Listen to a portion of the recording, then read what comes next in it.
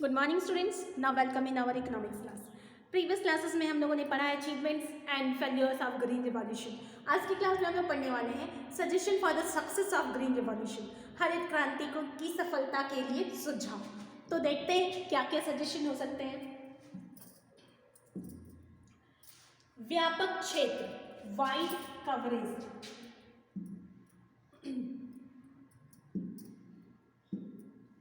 व्यापक क्षेत्र में जैसे हम लोगों ने देखा कि जब ग्रीन रिवॉल्यूशन आया था तो इसमें केवल दो ही प्रोडक्शन पे फोकस किया गया था, व्हीट और राइस के प्रोडक्शन पे, और इसके बाद इनकी प्रोडक्शन इंक्रीज भी हुई थी, व्हीट और राइस की प्रोडक्शन बहुत इंक्रीज हुई थी। लेकिन यदि इसमें और भी चीज़ों को शामिल किया जाता है, इंक्लूड किया जाता है, जैसे जूट, टेक्सटाइल, ऑयल सीड्स, तो उनका भी जो था प्रोडक्शन वो भी तो इंक्रीज होता और हम लोग ज़्यादा ग्रोथ कर पाते। तो इसका जो सजेशन इसके लिए दिया जा रहा है कि अगर न्यू ग्रीन रिवोल्यूशन आता है तो उसके लिए वाइड स्कोप होना चाहिए।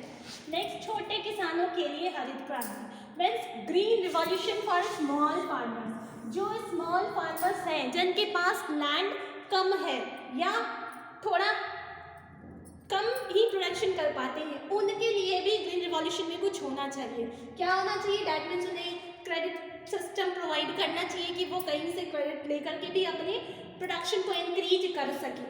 नेक्स्ट है मिट्टी का पर्यवेक्षण, survey of soil, time to time soil का सर्वे होना चाहिए कि उसकी फर्टिलिटी कितनी है, उसमें कितना इंसेक्टिसाइड्स, पेस्टिसाइड्स यूज किया जाना है, और भी बहुत टाइप से सर्वे किया जाना चाहिए।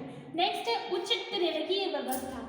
अभी हम लोगों ने पढ़ा है स्मॉल फार्मर्स। स्मॉल फार्मर्स के साथ प्रॉब्लम्स क्या होती है कि उनके पास क्रेडिट नहीं होता है, मनी अवेलेबल नहीं होती है कि वो इन्वेस्ट कर सके अपनी एग्रीकल्चर में, तो वो क्रेडिट सिस्टम प्रोवाइड की जानी चाहिए। ऐसा हमारा ग्रीन रिवॉल्यूशन होना चाहिए जिसमें उनको आसानी से क्रेडिट मिल सके। नेक्स्ट, ग्रामीण रोजगार अवसरों में वृद्धि, इंक्रीज इन रूरल एम्प्लॉयमेंट। हमने देखा था ग्रीन रिवॉल्यूशन के अचीवमेंट्स में कि एम्प्लॉयमेंट इंक्रीज हुआ, तो एम्प्लॉयमेंट इंक्रीज हुआ किनका? जो कि मार्केटिंग सेक्टर में थे या स्किल्ड थे, उनका एम्प्लॉयमेंट इंक्रीज हुआ।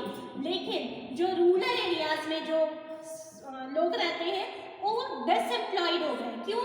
क्योंकि अब तो मशीन से एग्रीकल्चर किया जाने लगा, तो वो लोग जो खुद लेबर थे, खुद काम करते थे, अब 4-5 लेबर का काम एक मशीन कर लेती थी और कोई एक लेबर बस उसे ऑपरेट करता था। तो ये जो रूरल एरियाज में अनएम्प्लॉयमेंट बढ़ा, उनके लिए कुछ प्रोवाइड होना चाहिए कि उनकी जो एम्प्लॉयमेंट है वो इंक्रीज हो सके, उन्हें ज़्यादा अवसर मिल सके। नेक्स्ट देखते हैं प्रॉब्लम्स ऑफ फेलियर्स। कौन कौन से ऐसे फैक्टर्स थे जिसमें हमारा ग्रीन रिवॉल्यूशन फेल हो गया? तो इसकी तो ज़्यादा हम लोग बात करें तो ज़्यादा इसमें पॉजिटिव व्यू देखने को मिलता है और कुछ नेगेटिव पॉइंट्स भी हैं। फर्स्ट है कि ये कोई डाउट नहीं है, there is no doubt in saying that the new agriculture strategy has resulted into increase productivity, benefiting farmers and decline rural poverty, but at the same time there are some problems associated with green revolution which are discussed below. इसमें कोई भी doubt नहीं है कि जो हमारी new agriculture strategy थी उससे प्रोडक्टिविटी इंक्रीज हुई है। इसमें हम लोग नहीं कह सकते कि ऐसा नहीं हुआ, ये श्योर इंक्रीज तो हुई है और रूरल पॉवर्टी भी डिक्लाइन हुई है, लेकिन इसके साथ साथ इसमें कुछ प्रॉब्लम्स भी थे जो कि हम लोग नीचे डिस्कस करेंगे। First one is restricted crop coverage, mainly wheat and rice, less focus on commercial crops like oilseeds, jutes, etc.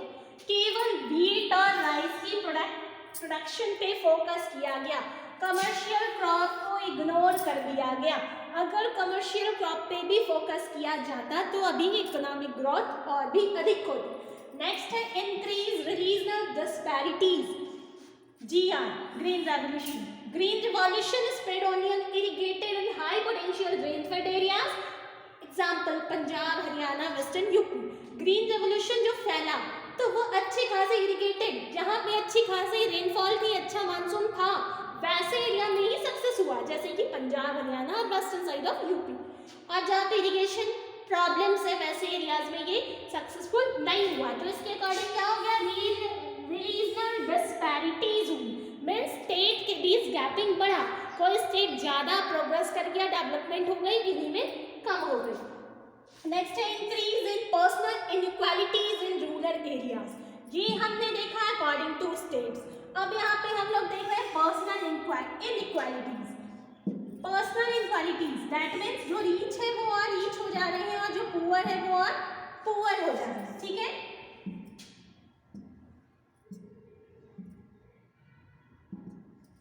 अब क्या हो रहा है, पर्सनल इनइक्वालिटीज आ रही है।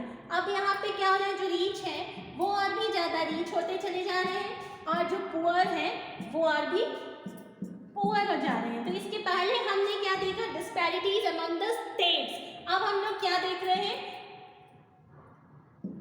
Personal inequalities in rural areas. Okay, rich become richer with big farm size, small farmer lagged behind. अब क्या हो रहा है, जो रिच है वो रिचर बन रहे हैं और जो स्मॉल फार्मर है वो छूट जा रहे हैं। जो बहुत रिच है उनके पास लैंड ज़्यादा है, लार्ज स्केल में प्रोडक्शन कर रहे हैं, तो वो और रिचर बन जा रहे हैं और जो पुअर फार्मर्स हैं वो पुअर ही रह जा रहे हैं, ठीक है। नेक्स्ट हम लोग देखते हैं इन्वायरमेंटल डैमेज। अब यहाँ पे तो ग्रीन रिवॉल्यूशन आया, सब कुछ अच्छा हो रहा था, लेकिन इन्होंने इन्वायरमेंट को कैसे डैमेज कर दिया, कैसे किया वो देखते हैं। इसमें HYV क्वालिटीज के सीड्स आए, इंसेक्टिसाइड्स, पेस्टिसाइड्स आए और अच्छी खासी फर्टिलिटी आई। तो ये सब का मैकेनिज्म को यूज किया जाने लगा, टेक्नोलॉजी आई, ये सब इतनी ज्यादा आई, लेकिन इसके लिए प्रॉपर नॉलेज नहीं दी गई हमारे फार्मर्स को। तो क्या हुआ, over use of soil, nutrients depleted, beneficial insect killed and biodiversity loss due to excessive and inappropriate use of fertilizers and pesticides, as farmers were illiterate and were not given proper training to use modern technology.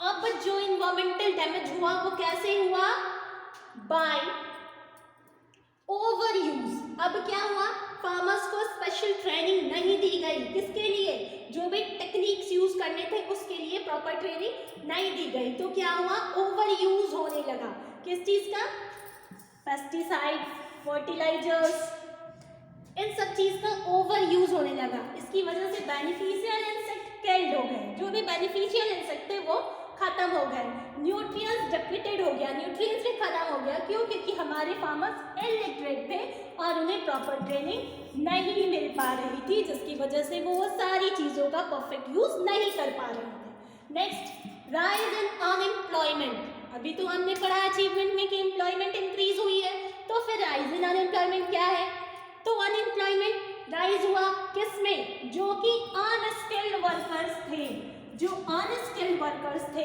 उनमें unemployment बढ़ी due to mechanisation of agriculture, very few workers they are needed in the farm operation. क्या हुआ, agriculture में machines का use किया जाने लगा, तो इससे बहुत कम ही वर्कर्स थे जो कि एग्रीकल्चर में काम कर पा रहे थे, अदरवाइज सारा काम तो मशीन से किया जाने लगा था।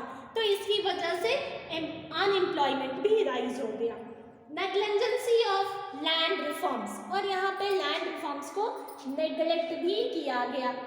अब देखिए हम लोग देखते हैं new plans related to agriculture reforms. अब ये सारा सजेशन भी हो गया, प्रॉब्लम्स भी हो गई, तो अब कुछ न्यू प्लानिंग लाए गए जिससे कि एग्रीकल्चर सिस्टम को फिर से सुधारा जा सके। तो इसके लिए क्या प्लानिंग आई,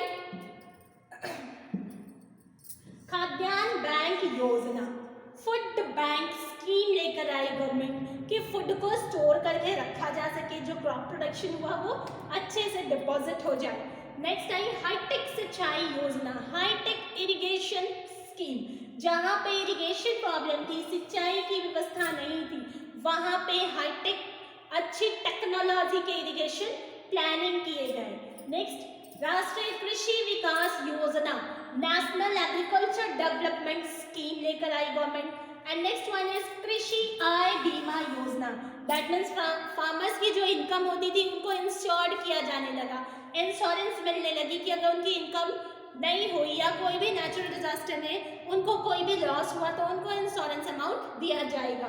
नेक्स्ट राष्ट्रीय कृषि बीमा योजना, नेशनल एग्रीकल्चर इंश्योरेंस स्कीम, और इसी टाइप की और भी स्कीम्स आई, एग्रीकल्चर प्रोड्यूस स्कीम, किसान क्रेडिट कार्ड स्कीम और पीएम क्रॉप इंश्योरेंस स्कीम। इतनी सारी और भी एसेट्रास और भी कुछ कुछ स्कीम्स हैं जो कि एग्रीकल्चर सेक्टर को इम्प्रूव करने के लिए गवर्नमेंट के द्वारा लाई गई।